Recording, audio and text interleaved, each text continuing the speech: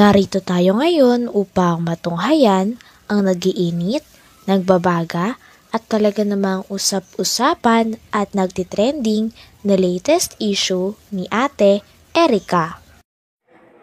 Sa pagpapatuloy ay narito muli si Kalingap Val Santos Matubang upang pag-usapan ang issue sa pagitan ni Ate Erica at ng kanyang pamilya, lalong-lalo na sa kanyang lolo na si Lolo Miguel. Kinuwento nga dito na kahit konting dalaw o kahit mga konting sustento ay hindi na talaga nagbibigay sila Ate Erica.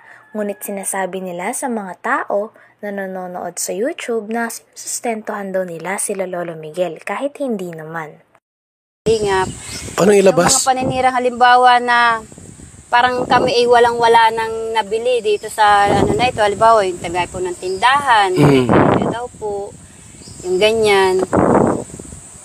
Kaya madami pong masasakit. Ay, yung tindahan mo dyan? Hindi yan kay Erica sa'yo yan? Hindi po. Yung bahay na yan po, pera pa po yan ng tinulong ni Rowel. Yung tindahan mo dyan? Yung tindahan na yan po, yung sahod na po yun ng asawa ko. Wala naman po dyan si Erica. Wala. Hindi naman po yung nagbibigay. Una pala tumulong si Rowel sa'yo? Tumulong si Rowel? Kasi po nung tinutulungan po si Mama, nabibigyan po ako ni si Rowel. Kasi yung anak ko po galing po sa accident. Ano binibigay sa'yo ni Rowel? Pera po. Pera? O, kita naman po sa vlog. Pag binigyan po yan sila Mama, binibigyan po ako. Okay. Kapanggatas daw po kasi nung anak ko yun sa cancer.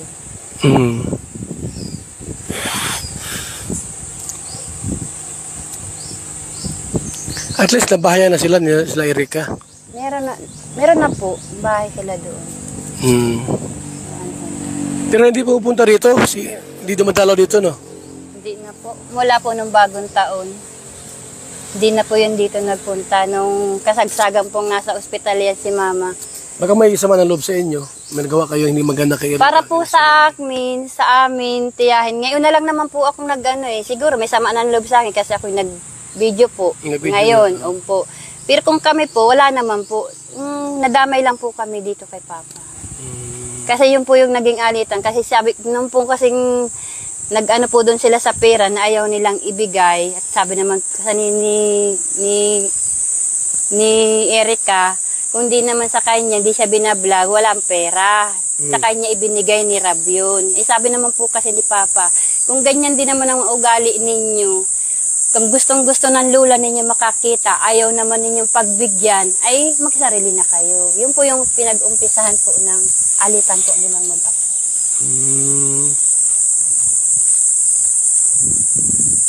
So, nung malabas na ang nakialam, si Sheila may ano? Sheila may po. Dahil may kontak kay John A. Opo. Nandun na rin siguro po yung, malaki rin siguro po ang gusto ni Sir John A. kay Erica. Nandun na rin yata yung, May crush si John A. kay Erica? Napansin mo? Ito nga ang isa sa mga dahilan kung bakit naglantad na ang tita ni Ate Erica sa lahat ng mga masasamang ginawa nila Ate Erica at ni Sheila May sa kanilang pamilya. Talagang sumusobra na raw at hindi na daw nila kaya ang pagkakalat nila ng maling impormasyon tungkol sa kanilang pamilya. Sabi nga ng tita ni Ate Erica ay sana hindi puro kasinungalingan ang nangingibabaw. Erica, kung di naman sa kanya, di siya binablog, walang pera. Sa kanya ibinigay ni Rab yun. Sabi naman po kasi ni Papa, kung ganyan din naman ang ugali ninyo, kung gustong-gusto ng lula ninyo makakita, ayaw naman ninyong pagbigyan, ay magsarili na kayo. Yun po yung pinag-umpisahan po ng alitan po nilang mag-ako.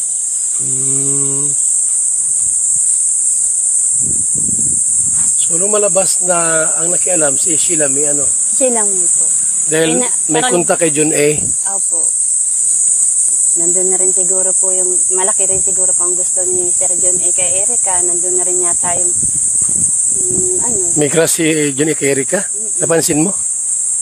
May gusto po si Sir John A. kay Erica, pero si Erica po wala namang gusto. Kasi yun lang. Paano mo nalaman? Sila may lang talaga po yung, parang inaano po yung kapatid. Sinusulot-sulot? Opo. Ayun. Parang ginagamit si Erica. Ibig sabihin, may gusto si John A. kay Erica. Paano mo nalaman may gusto si John A? Nakikita Binata ba yun? Ang alam ko po may asawa yun eh. Ikaw John A ka ha? Salbahe ka ha? Asawa ka pala tapos may gusto kay Erika. Ngayon, ayaw ni Erika. Ayaw naman po ni Erika, parang nadala lang po dito sa kapatid. Kay Sheila May. Opo. May pagkatusos si Sheila May, no? May pagkaano rin. Opo. Kaya nga po yun yung inaano ko talaga, inilalabas ko. Wala sa aming pamilya. Nasa kanya, siya ang promotor ng lahat. Kung bakit Sa lahat ng nangyari problema, si Sheila May ang may problema. Ang gumawa ng ano. Opo. Ipagbawi ng pera, mula kay Kalinga Prab, siya ang nagkontak. Opo. Sila po ang magkakausap. Hanggang doon kay lolo mo. Sila din po. Kaproblema dahil kay Sheila May. Kay Sheila May po. Anong mensahe mo kay Sheila May? Anong mensahe mo dyan kung sakali nakinigay sa atin? Sheila May, kung pasensya ka na kung nagawa ko ito, siyempre bilang tita mo, siyempre kahihiyan din namin. Pero hindi ko na kaya yung mga ginagawa ninyo. Tapos na, napabahayan na kayo, meron na kayong pera. Pero hanggang ngayon, ginagamit pa rin ninyo yung lolo at lolo nyo. So paano parang ginagamit? Yung mga i-lover po. Dahil nga umalis na si Ate Erika sa Kalingap at nagsinungaling siya na kunwari ay uunahin niya ang kanyang pag-aaral kahit hindi naman, ay lumipat nga si Ate Erika at may mga nag-vlog sa kanya na grupo ulit ng mga vlogger. Ito nga ang mga e-lovers. At isa din to sa kinasasama ng loob ng tita ni Ate Erika dahil ang mga pinagsasabi ng mga e-lovers ay hindi naman totoo. Sinasabi nga doon na nagsusustento sila at maayos pa rin ang pakikitungo nila Ate Erika sa kanilang pamilya kahit hindi naman. Pero hindi ko na kaya yung mga ginagawa ninyo. Tapos na, napabahayan na kayo, meron na kayong pera. Pero hanggang ngayon, ginagamit pa rin ninyo yung lolo at lolo nyo. So paano parang ginagamit? Yung mga i-lover po kasi, parang gusto pa po nilang palakasin si Erika. Gusto pa nilang kuhain si Papa gawin patangina na magsanayo na lang kayo sa ganito, ang gagawain namin. Yung papayag si Papa na gaya po niyan, na araw yun daw monthly, meron daw po sila Papa matatanggap. Ibig po sabihin nila, umuo na lang si Papa kahit hindi. Sino po ang nakakahiya? Anong gagawin nila? Lulukuhin si John A? Parang lalabas po na sila yung magaling. Sila po yung tama. Pero wala mong binibigay kay Papa mo na pera? Iyon na nga po, yung kinakasama po namin ng loob. Wala mong binibigay na pera? Tapos po kung ano-ano po yung mga sinasabi ninyo na kami ay mga gutom na aso. Sila may mag-isip ka saan ang galing yung ina mo. Di ba sa gutom na aso? Yung nagpalamon sa inyo. Kaya nga Saka yung pananakot nila na isang pitik lang nila sa amin, tiklop na kami. Hindi ko alam kung anong ibig sabihin po nun, pero masakit po, di ba po? Babanta yun. Opo. Na isang pitik lang, tiklop na tayo. Babanta yan. Hindi pwede yan sa atin sa Kalinga. Kaya po ako naglakas ng loob mag-video nung kasi gusto ko pong malinawan ng mga taong naniniwala na si Papa po ang masama nung time na nag-ayaw sa Erika. Hindi po. Si Erika po ang may gustong umayaw. Hindi si Papa mo, si lolo niya? Hindi po. Si Erika po ang may gustong umayaw kasi hindi po namin alam ang dahilan. Hindi po alam nila lolo niya ang dahilan kung anong punot dulo na meron na pala silang kausap na tao.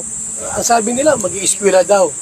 Po. Si Papa po ang gawa na lang po ng dahilan na maganda kasi wala rin naman po siyang maisabi kay Rab na bakit ayaw na pong mag-vlog. Pala, ang totoo po, si Erika po at si Sheila May po ay magkausap na. Hanggang po nagdadating po yung panahon na si Erika pumapasok ng maaga kasi alam naman niya na darating si Rab. Si Erika nagpapanggap na may sakit-sakitan. Grabe talaga. Kasi wala po silang